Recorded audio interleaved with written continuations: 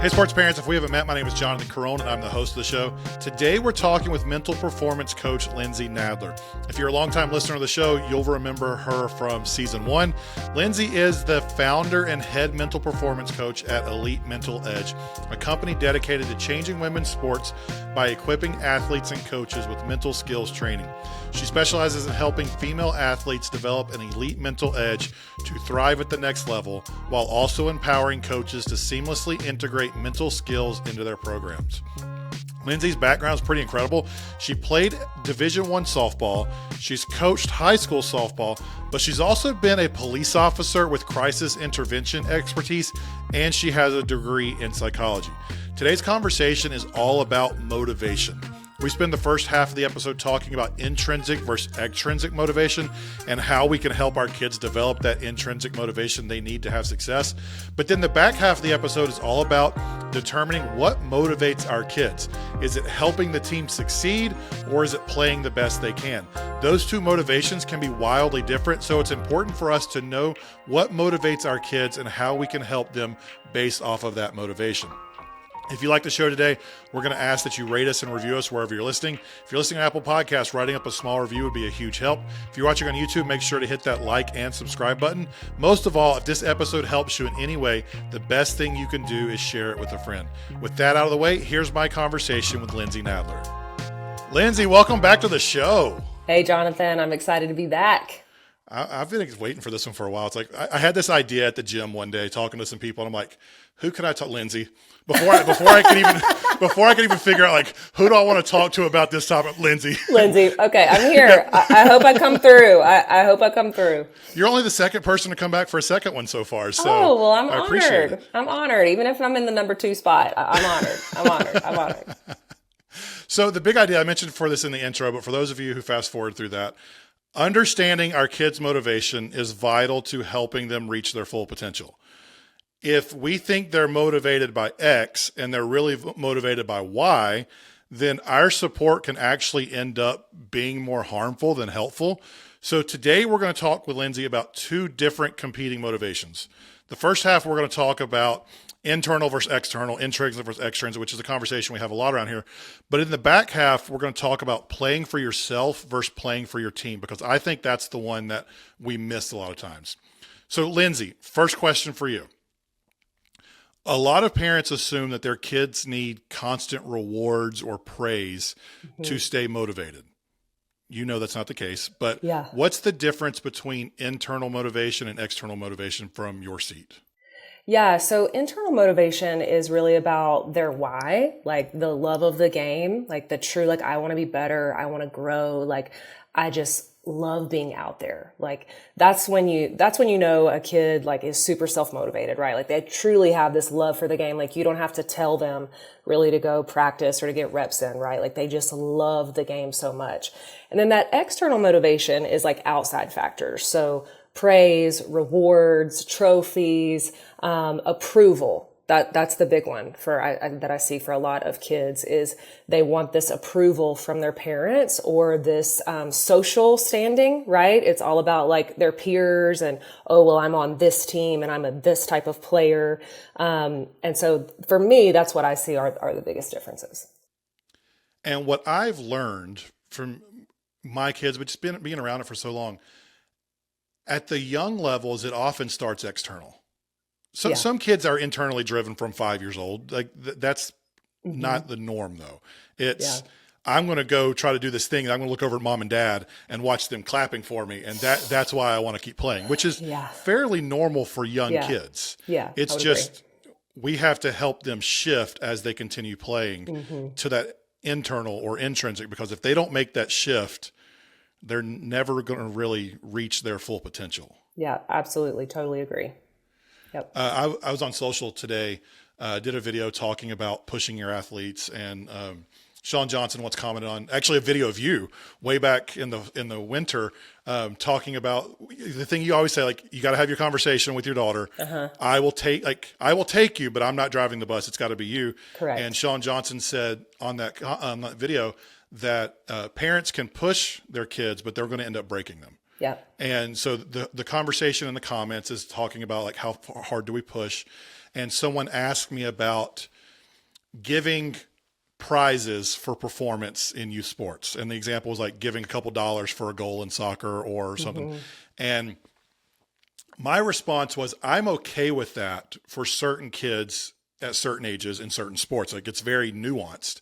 Yeah. And a couple people chimed in and said that they think it makes kids, it hurts their intrinsic motivation or it makes kids selfish. And what I tried to get across in the conversation was it's very kid dependent, because my son, when he first started playing, he was the kid that was very passive as a player. And so we had to motivate him to be more aggressive. And we started offering $1 a goal.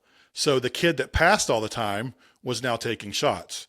By the time he got to U10, those were gone. Like we had to pay $15 a season. We're like, no, we're done. Like you're going to go score because you want to score now. That's right. You're expensive. This is getting expensive, son. Yeah. But it helped him. Other kids, there was a story on here over the summer. My buddy Eric was talking about a kid on his baseball team. Parents offered $10 for a home run. And so this kid started swinging for the fences every single time. Yeah. And so I think it's just really important for us to know our kid and to learn like what actually motivates them. And then how do we use that thing to get to intrinsic motivation? Like we might start over here with an external, but can we use that to move them to internal? Yeah, for sure. I think that the money and the prizes and like all of that is fun, really. And I think that that's what we're missing there in that conversation, is that when you start doing some of that with your kid, they're like, oh, this is fun. Like this is a game. Like there's not this like big pressure situation. And I actually think that is what you're tapping into without realizing it. It's not that like, oh, you're hanging this dollar or this, video game or whatever in front of them. They're just like, oh, they remember like, ooh, like this is fun again. And that's the energy. I get something I want out of that performance. Yeah. Like, cause it's a game, right? Like they remember that. It's so funny that you bring this up. Actually last year, this is high school ball, right? I had, this girl who was kind of like she was in a hitting slump, but she was a power hitter. And we were at this tournament where, the coaches, like sometimes they give the coaches like a little free ticket to get a burger or whatever. Okay. And she saw one of the other coaches eating it. She was like, ooh, I want a cheeseburger right now. And I was like, oh, I said, well, like I've got this free ticket. Like you hit a bomb today and I'll give you my burger. Sis got up there and hit a bomb the very next game. I was like, burger time. Like, and it wasn't, that's so silly, right? Like so I'm going to give you an example of that. High school baseball, conference tournament championship game against our arch rival. We're down a couple runs and we're in the dugout. By the time you get to the playoffs and conference championship, like you pull up some of your freshmen and sophomores to be on the team just to get the experience. A couple of kids are like, they knew they're not getting, they're like, you think we're going to go to McDonald's after the game today? And I was like, you win this game, we'll go get nuggets. We'll go to McDonald's. That's right. And so like the dugout became, we win, we get chicken nuggets. And so like every time there was a hit, we're like chicken nuggets. And these are like 17, 18-year-old guys. Yes. And so like it's that reminder of fun. Yeah, we win the tournament. They sent, I drove separately that night. They sent me to McDonald's before them because we had to do all the stuff after the game. So it's like 9:30. We had to go make sure McDonald's was going to stay open. Yeah. And so I got there before the guys did. So I buy a 20-piece nugget and I'm at the door as the bus empties and I'm giving every dude a chicken nugget as they walk in. And like the smiles on their faces as they saw it. So then the next game was our playoff game, home game. I got nuggets from McDonald's before the game, went and put them in the microwave of the concession stand. After the game was over, I ran to the concession stand. They did their whole meeting out in the outfield. As they're coming back to the dugout, I've got 2 big boxes of mildly warm McDonald's chicken nuggets. Gross. That's so gross. It's so gross. That is but for disgusting. 15, 16, 17-year-old guys. I'm just thinking of like gray chicken, like fake chicken reheated in the microwave. That's so gross. But whatever But works. the smiles. Yeah, like, that's right.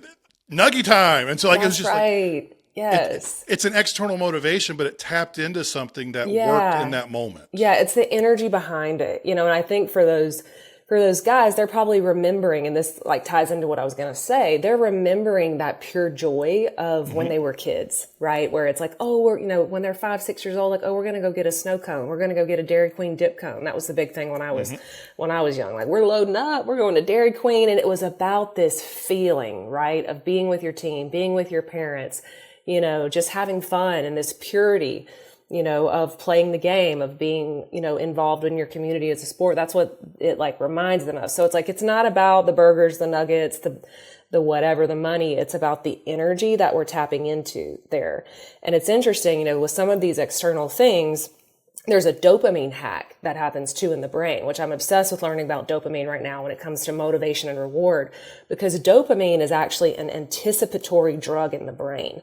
So when and it fuels you, and this may not be a good example for this podcast. We want to think about drug addicts, right? They're going to do whatever it takes to get that next hit of dopamine, right? The dopamine spikes. And so it's like when you hang this like reward out there, they're anticipating like, ooh, it changes their energy. It changes how they approach. Now that's obviously not something that we want to use long term all the time, but it's definitely something you can infuse, I think, in the right times when the kids are down, it's not feeling fun, there's a slump.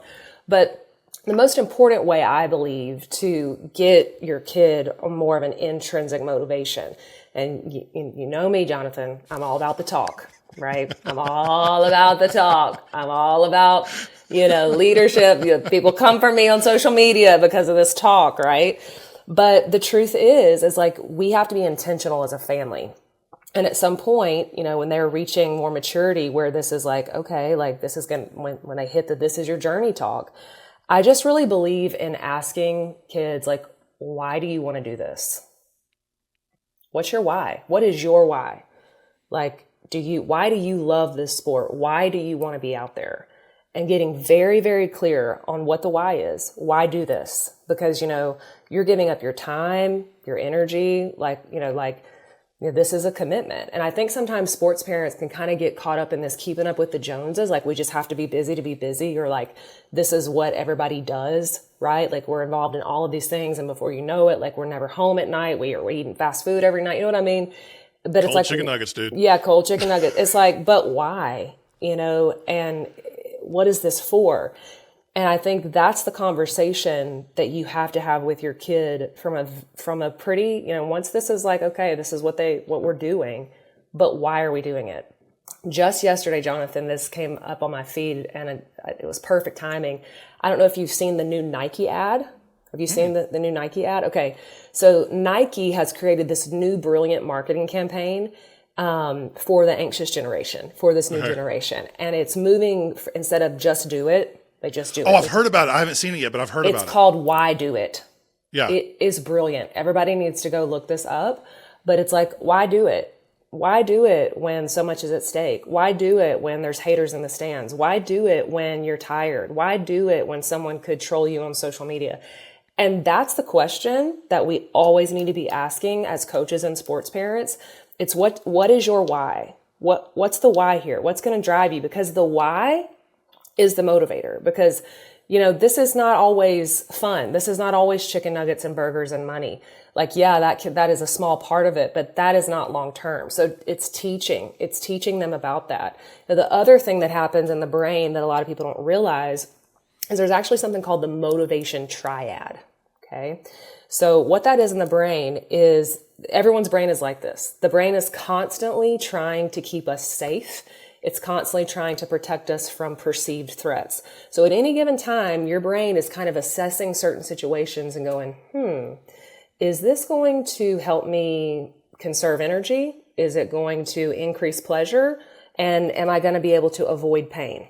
All three of those things, the brain is going, I'm either going to be motivated or not based on that. So if we think about sports, we think about the grind, like it's like none of those things. Like, it's often painful. It's going to take a lot of energy sometimes that you don't have, and it's not always fun.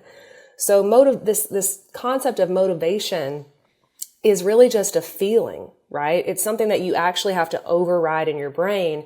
And we do that with what I teach, mental skills, but also a very, very, very clearly defined why that you're able to come back to over and over and over again. And the interesting part of that I think we're tempted as parents. We know that's where we got to get to. Yeah. And so we try to make 5 and 6 year olds define their why. No. Or we try to make them have to be intrinsically motivated. But when we don't realize this is a process, because it is a process. Kids' maturity is changing. Like you're talking and I'm like, there's no way I could have the conversation you're talking about with my 9-year-old third grade son right now. No. He'd be like, I don't know. I just like playing with my friends. And that is exactly what it should be. That's exactly what it should be. In third grade, that's what it is. We're not talking like it's not. We got to prepare them for life. We got to make sure that they're ready for the job force. This is what we do in the Army, so this is what we got to do as third grade. Super soldiers. Get out of here with that mess. Yeah, let's not. But I think about the age of 11 or 12. Well, so my daughter's 10. She's in 5th grade this year. Yeah. And so middle school sports start next year. Yep. So we're starting to slowly have some of those conversations. Do you want to play next year? And with middle school comes, it's like, all right, well, are we going to continue playing rec league soccer or do you want to go to a more competitive level to get better? Yeah. That comes with an extra night of commitment. Yes. And I know you do dance and I know you still like to ride horses. Right. So like, is the why to play soccer enough to do that? Thankfully, we live in a small town that all you have to do to play soccer at the middle school level is show up with a physical and a pair of shin guards. Yeah. Like you're going to make the team regardless. Yeah. We're not in a large area where it's super competitive. So we don't have the pressure to specialize or anything like that. But how good do you want to be? Yes. Are you okay going to practice and maybe playing 15 minutes a game? If you're okay with that because you get to be with your buddies and you get to be active and you guys get to be a part of a team, I'm fine with that if that's what your goal is. But we have to define, what do you want out of this? And Owen in 3rd grade right now, he just wants to go kick a soccer ball around with his buddies. He doesn't care, doesn't care if they win. Like he likes winning. Winning's more fun. Like he's cried after a loss before, but if he goes out there and they have fun and get a snack afterwards and they're goofing off, like they have just as much fun after practice just playing around as they do in practice. And I'm okay with that because you know what, Lindsay? He's being active. That's right. He's being part of a team. He's not on a screen. He's like all these things we want for our kid. It doesn't have to be this super highly competitive thing. He's doing all the things we want. And when the time is right for him to get there, he's going to get there. Absolutely. And always it's age appropriateness. I say like from the age of really like 10 and under, it's about fun and development. And I know you talk about that too. It's about fun and development. And then when it's starting to get more serious and competitive and we know like, okay, like we just said, then we're having the talk. It's all about age appropriateness. So with that age appropriateness, I know we got to kind of balance that tightrope here because it is different. What are some practical ways that parents can kind of nurture a child's internal intrinsic motivation so that their drive eventually gets to where it's coming from within and not the chicken nuggets or the Robux gift cards or anything like that? How do we start to make that shift for our kids or help them at least? Yeah. I love the, age appropriateness. You should talk about the why, but it's always about what you praise, what you reinforce. Okay. So instead of like, what are you going to praise? Like you could praise like, hey, I'm so proud of you. You scored 3 goals. Or you could praise, hey, you know what I'm so proud of? I'm so proud of that. I know you kind of like were having a down day and we're not really feeling it, but you showed up anyway and you showed up for your team. Right. And that's what like being a true leader is about. Right. So it's being so intentional. Again, I use the word intentional all the time. What are you reinforcing? Because as parents, sometimes you may feel like they are literally not listening to a word that I'm saying, but I promise they are. Okay. So really be mindful of what you reinforce through your praise. Praise is the deal. Like, hey, I was so proud of how you got up and you got your shoes on and you were ready to go and I didn't have to tell you. Like, that's like major discipline. Like, that's awesome. You're being such a leader. I love to see it. Right. So are we praising the things that we do want to see instead of just those outcomes? Are we praising the process? I think the interesting thing about that is there's a type of person that will hear that and be like, well, we can't always praise everything. We got to be honest with them and all that stuff. And so I had an example, our soccer team earlier this year, we lost our first game of the year. Okay. And I'm coaching U12 girls. So this is 4th, 5th, and 6th grade girls at the recreation level.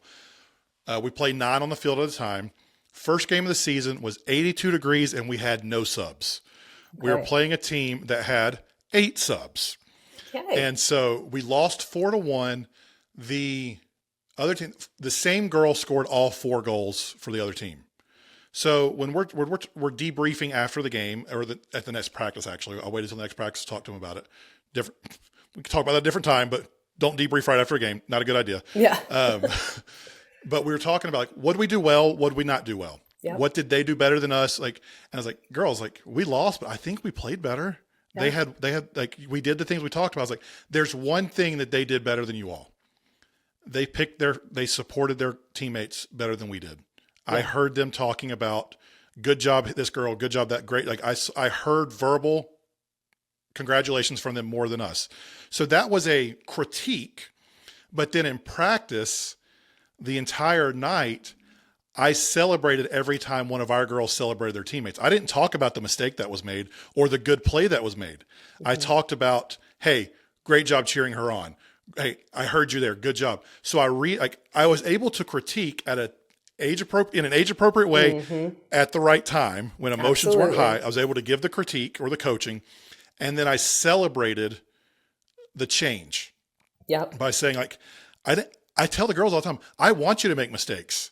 I want you, because you're going out and you're trying. And so I didn't talk about the mistakes. I didn't talk about the good things. I celebrated the thing I wanted, that I had critiqued. That's right. Because if we're going to critique it and we actually want change, we have to celebrate. You have to show when them the it kid matters. does the change. Yeah, catch them doing good. Chef's kiss, Coach Jonathan. Doing great. Doing great. Doing great. No notes. It's not good when I need the notes because you're the guest. I want you to talk more than me. No, I'm like, no notes there. That's perfect. That's great. That's great. Catch them doing good. We've kind of hit on this, but I want to ask it more directly. Okay. When our kid seems unmotivated, okay. Oof. Is that always a sign of laziness? Is it a sign that they don't care? Or could it be that their motivation source isn't necessarily being tapped into in the best way? Yeah, again, a lot of parents aren't going to like this for me at all. Again, age appropriateness. I just don't really think it's your job to motivate your child. Period. Like, and you really can't. Based on what we just talked about the brain, like, you might be able to a little bit. It's like, are you motivating? Or are you pushing? Are you teaching them to always rely on mom and dad to come through and give them energy? Like, to push them, to light a fire? It's like, it becomes this deal where they're waiting on, well, you know, my mom will do it for me. My dad will do it for me. And then it becomes my coach. It's my coach's job to motivate me instead of me being in charge of my own motivation. Again, age appropriateness here. And what I would want parents to know is, like, motivation is not a personality trait. Like, it's truly something that happens in the brain, right? And again, as parents, I don't think it's about necessarily motivating or pushing and taking on that role, but influencing, right? And asking them really good questions, okay? So for me, it wouldn't be like, hey, what are you doing? Like, get up, let's go. You know, or do you want this or not? Like, be a lead, you know, all the pushing, right? Instead, I would be asking really clear questions. Again, if you know the why, like, hey, son, you know, when we talked last week, you said this.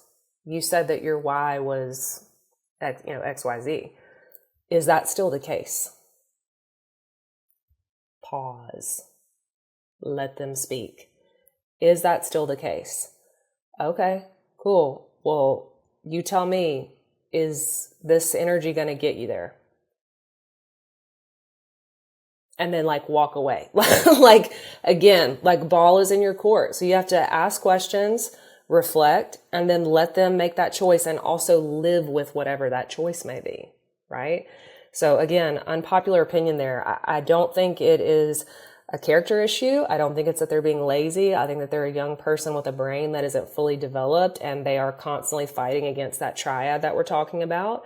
And, you know, you have to, we're not pushing. We're asking questions and showing them how to do it for themselves, because that's our job as parents, is to equip, not enable. So tell me your thoughts on this. I was just thinking of this as you're saying. You said that our job's not to motivate our kids. Mm-hmm. I would maybe add to that, I think is probably the right word. Like, mm-hmm. it is our job to teach them discipline. Yeah. Which means, because you're talking about motivation is not always going to be there. Yeah. And letting them know that, like son, baby, you're not always going to, you're not always going to feel motivated. It's something but to get to your why, we have to do this right now. That's right. Or so let's go to the younger ages. Yeah. Hey, you signed up for 7-year-old swimming. You signed up for 8-year-old hockey. So we have a commitment we have to keep. Right. And so as part of it, I'm not going to motivate you to go out there and try hard, but from a discipline standpoint and a commitment standpoint, we got to go. Yeah. And that change, we'll teach that and change it age appropriately as we go forward. Sure. But we're not motivating them in that sense. We're not pushing them in that sense. We're just guiding them to teach them the things they need to learn as human beings. Yes. Guiding, being the guide is the key word there, right? Like you can't, we're not constantly pushing and hammering down. It's guiding and teaching. Yeah. Love it. What people don't realize, I love going to definitions because I think we use words all the time without actually understanding what they mean. Yeah. The definition of pushing is exerting force onto someone or something to move it in a direction that it doesn't necessarily want to go. Exactly. Yep. So when should we ever push our kid, exert force on them to take them someplace that they don't want to go? Or should we find their why and say, okay, that's what you want. I know how to get you there.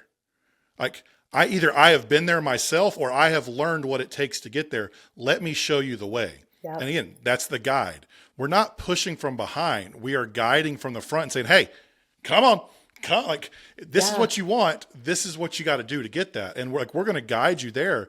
But if we're having to stand behind them and exert force in a way that pushes them or moves them in a direction they don't want to go, then why the heck are we doing this? Exactly.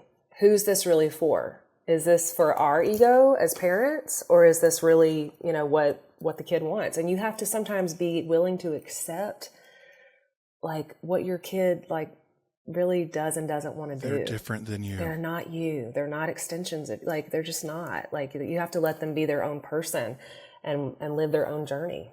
Our job is to raise autonomous adults apart from us.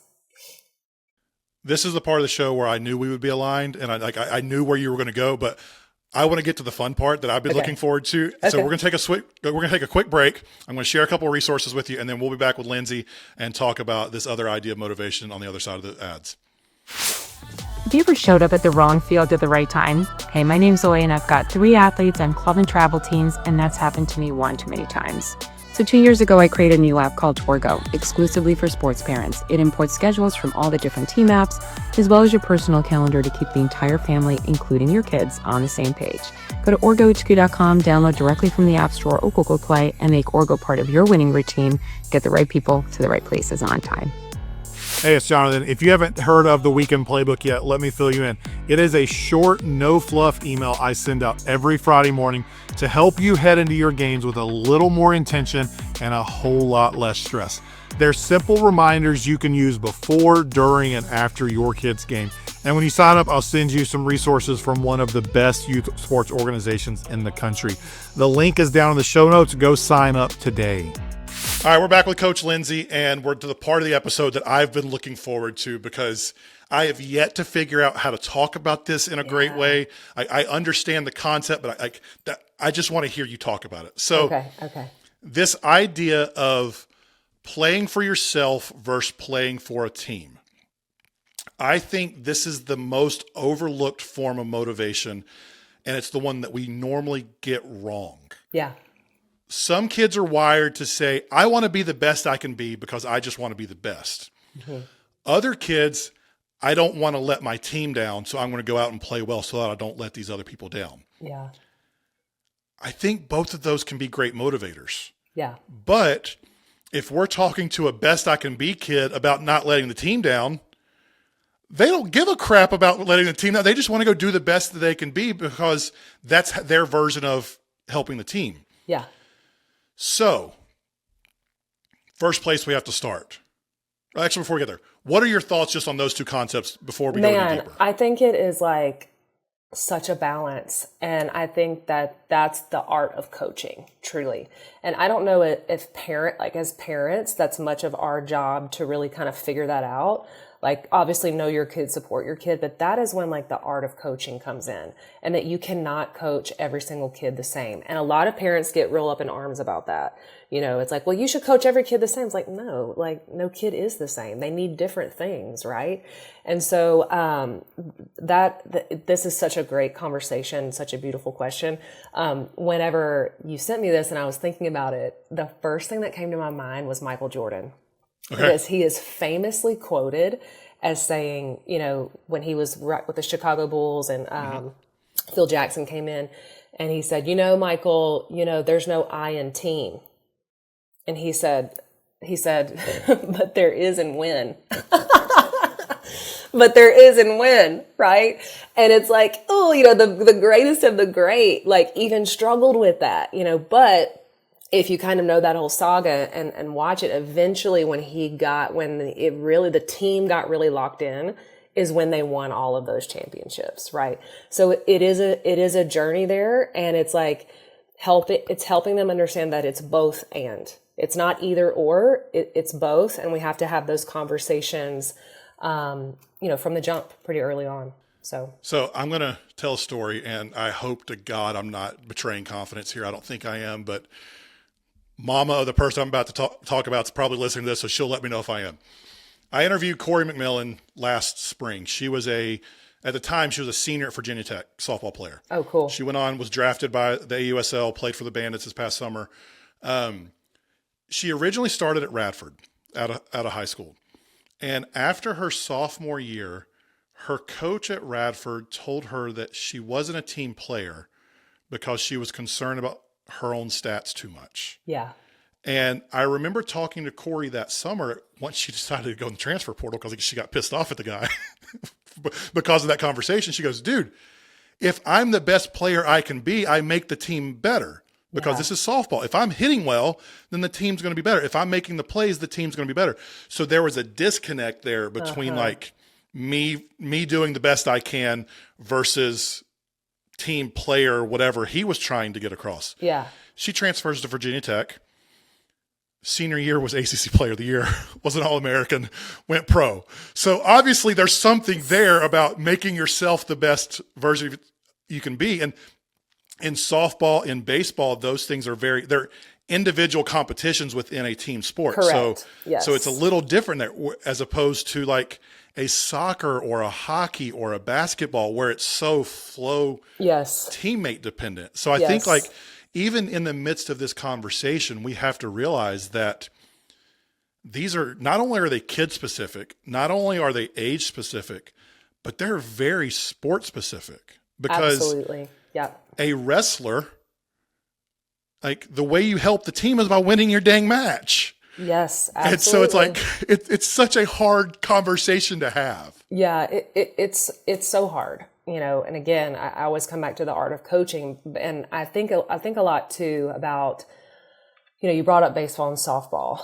We do see this probably the most there, I would say. So it's like the difference between, are you willing to lay down a bunt and sacrifice yourself, or are you going to purposely kind of not bunt so that you can swing big to try to hit a home run?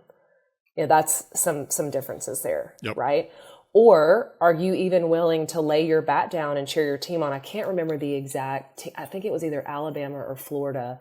This was a couple years ago in the college softball World Series. It was like one of the best hitters on the team, like best stats, senior, like all of the best things, but she was in a slump during the series.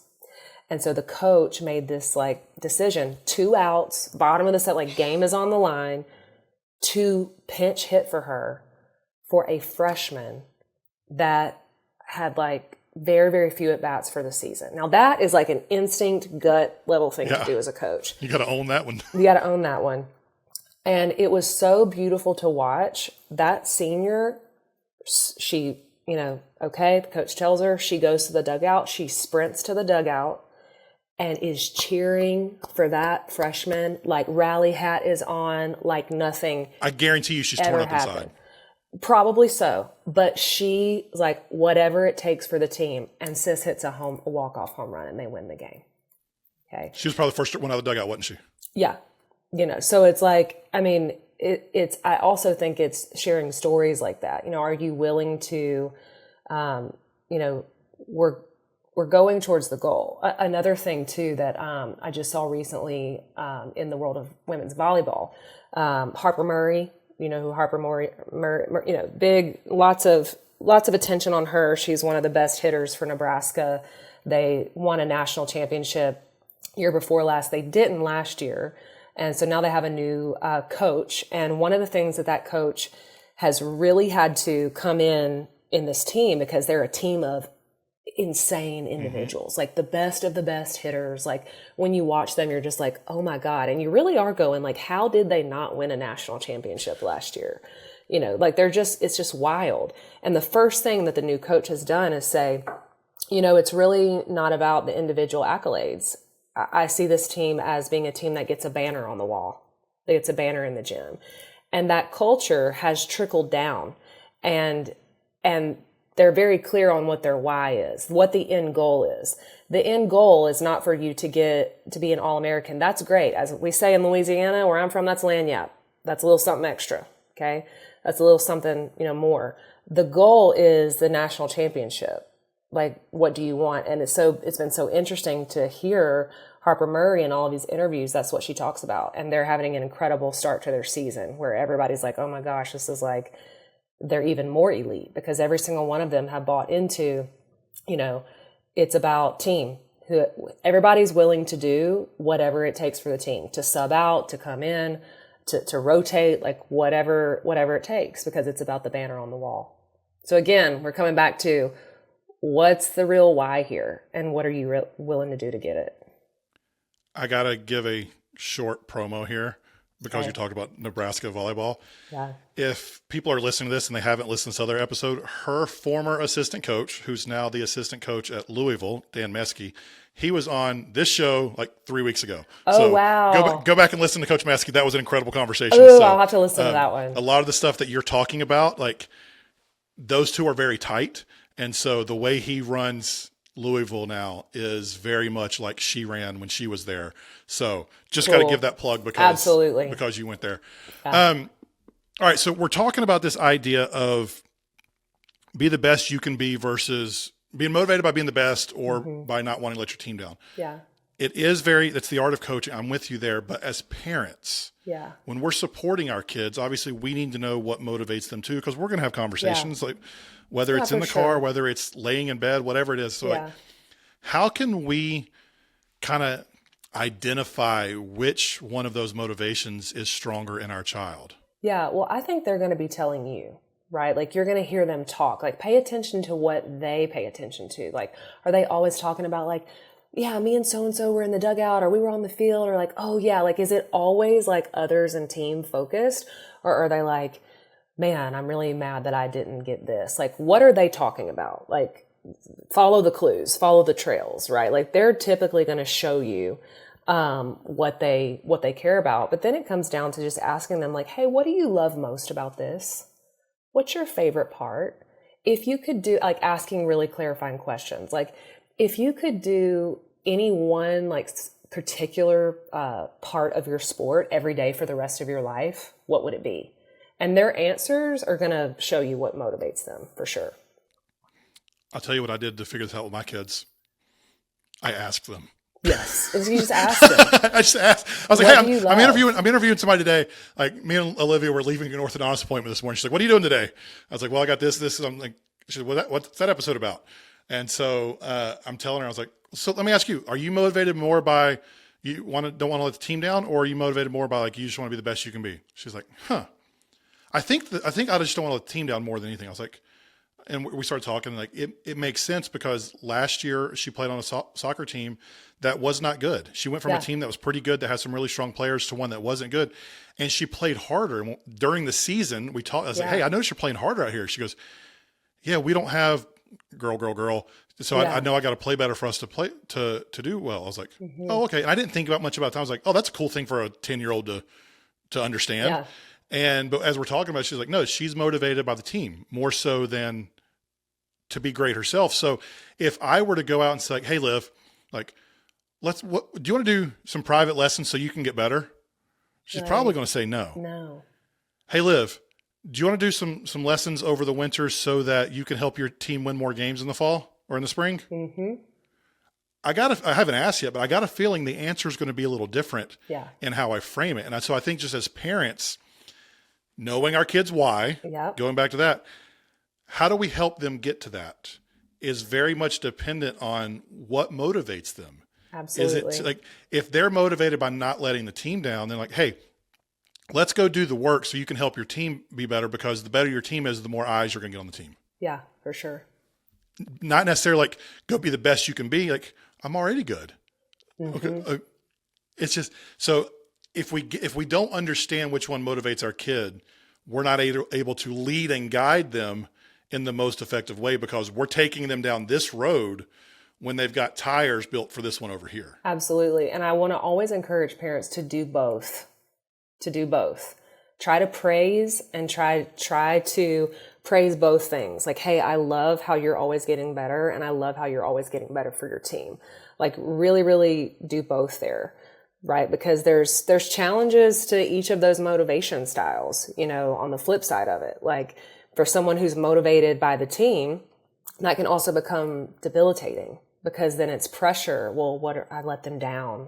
Like, what if our team sucks? Yes. Like, what are they? Everything's on my shoulders. Like, I've got a girl that was on our softball team last year, and she felt that way, and it was debilitating for her. She was a pitcher. She felt like she was carrying the team on her shoulders, and it was too much, right? On the flip side, for someone that is motivated by constantly getting better, their stats, they want to be the best, that can easily turn into perfectionism, fear of failure. And selfish a-hole. Yes, absolutely. So we have to be talking about and reinforcing both. And I am more partial to, and this has also been proven, when teams and athletes have a goal that is bigger and outside of themselves, man, it transcends. Like, it's surreal. When they have this big vision, this big thing, it becomes so much more than stats and accolades and all that stuff. Again, volleyball, Penn State last year, they won. They were fighting for their coach, who was fighting for breast cancer. Who was fighting this battle with breast cancer. In my opinion, no one was going to beat Penn State last year, because they had tapped into this other level of determination, because it wasn't about them. They were fighting for their coach. Like, they had this bigger vision even outside of the team. Mm-hmm. It was for something, really, really important. And so it was like, it doesn't matter. Like, we're going to find a way to win, because it's not about us. You mentioned the strengths and the challenges of each one. And so I want to go back and like live in that for a minute. Okay. So for the kid who's mostly motivated by personal improvement. Yeah. What are some strengths of that? And what are some challenges of that? Yeah. So the strengths for that is, we love the love of the game, the get better mentality. Like, that's so pure. That's so awesome. You're probably not going to have to tell them to get out there and practice. But the challenges there, like I said, are balance, and that it's not just about you, so the both and. We're praising. So catch them doing good, catch them doing something that is team oriented, and really, really, really make a big deal of that. Like, make a big deal of both things, but don't just ignore the other, right? So, big challenges is selfishness. Big challenges is a lack of awareness, right? Sometimes even these kids can become kind of loners on the team. I see this happen a lot, because I coach mostly girls, and girls are very, very communal that way. And when they see somebody who's just kind of off doing their own thing, that can kind of come across as like, you think you're better than us type of deal, right? So being sure that they're involved, they're cheering. I'll see this a lot too with somebody who has is just so focused on that. Is like, if they're not doing good, then who cares? They're not cheering. They're not supporting anyone. It's just all about them. And that is not okay, because your energy affects the rest of the team. So that's a big, big challenge there, right? for our people that are more motivated, by team. Again, strengths there is like they're the best cheerleaders. Like they can be so into it, but then also that can become, they can get very nervous. They can get very others focused to the point that they wind up dimming themselves without realizing it. And this happens a lot with females too. And it's fascinating. We call this kind of the fawn response, which can turn into a stress response to where they're people pleasing and they get so worried about passing someone else up on their team or, outshining someone that they dim themselves and they're not giving themselves permission to be good because they want to be a part of the group more than they want to excel. So, you have to give them permission to go all out. You have to give them permission to focus on themselves for a little bit. So how do we encourage both? I know you've mentioned the praise, catching them doing both, but I think another way might be to ask, how do we help them care about their personal growth and their role? I know we can motivate, I don't want to say motivate, we can celebrate what they're doing, but going back to intrinsic versus extrinsic, mm-hmm. How do we let them have that, help them develop that intrinsic care for both themselves and their team? Yeah. Wouldn't I love to be able to give the magic answer to that? Golly, Lindsey's prices are going up. Man, wouldn't I be able to just give an antidote to that? That's the point of sports, and I think it's continued exposure. As parents, I'm always where do we begin or where do we end and they begin? And again, going back to I don't know if we can make someone truly, truly care, right? All you can do, and again, because I think parents, we put so much pressure on ourselves to make them how do I just instill, if I could just have the perfect words, if I could praise the right way, you're doing the best you can, right? The best thing you can do is get them exposed to great coaches, support them, get them around different people, different playing styles. You want to give them opportunities, guide them, and cheer. And great doesn't always mean winning, by the way. Oh my gosh. Great coaches are not always the ones who win the most. I just want to explicitly say that. Yes, that is a whole other podcast. Jesus. That is so true. You have oh my gosh, I've been thinking about this so much lately. What's the cost? Everything has a cost. What was the cost of winning? How did that coach get there? Yeah, you can have a winning team, but was everybody miserable? Did they recruit the best talent and treat them like numbers, but they didn't really care about them as a people? There's a cost and a sacrifice to everything. So that's so true, Jonathan. But I say keep exposing them to different teams, to diversity, guide them through the process. That's all you can do as a parent. You can't make someone care. You can't force someone to be motivated. All you can do is influence and get them around good coaches and the right people, the right team that's going to guide them and shape them. And here's the other thing. You have to be willing as a parent to allow your kid to fail and to watch them go through some really hard lessons and some really hard things, right? So without fixing it, without always coming to the rescue, let your kid be coached. Because I'm just thinking about this, especially the dynamic with the more kind of me-focused player, right? They're going to probably come to heads with a lot of coaches, and they need to be prepared for that. And again, every situation is different, but you don't need to always be coming in and saying, oh, but you're the best. You're right, sweetie. That coach doesn't play you. That coach does play favor. It's so many teams are either made or broken at the dinner table because of what the parents are saying around the dinner table, right? So it's allow your kid to be coached, allow your kid to be taught some of these lessons without always coming to the rescue there. Just be this neutral influencer that can maybe ask some questions, that can encourage your kid to take ownership. Well, like, what do you think about what your coach said? What if your coach is right? Okay. What are you making this mean right now? What if you are the best player, but your team is better with you on the bench because you play so selfishly? That's right. What if? What if? So I mean, it's so hard because it's your baby, right? And your baby does no wrong. I mean, let's be honest. Like, it's just hard, right? But if we are emotionally invested in that kid to the point that we can't always see the forest because we're so focused on that one tree. Exactly. It's like, really, the question is, it's like, are you a team parent? Are you a team parent, or what are you as a parent? Are you about whatever's good for this team, or is it all about your baby and their stats and their playing time? And, if they got to do this and if they got to do that. Let me interrupt real quick. In the pay for play model that we have in America. Yeah, it's hard. What you just asked is maybe the hardest question, because if I'm paying $2,000 for my baby to be on that team, then how much can I care? How much can I separate this, what's best for the team, versus I just paid $2,000 to get my kid on this team? That's right. Like, man, isn't that a whole other podcast too? We have great questions here. And what I would say to that is, you better be very, very clear with the organization and with the coaches from the jump. Don't assume, right?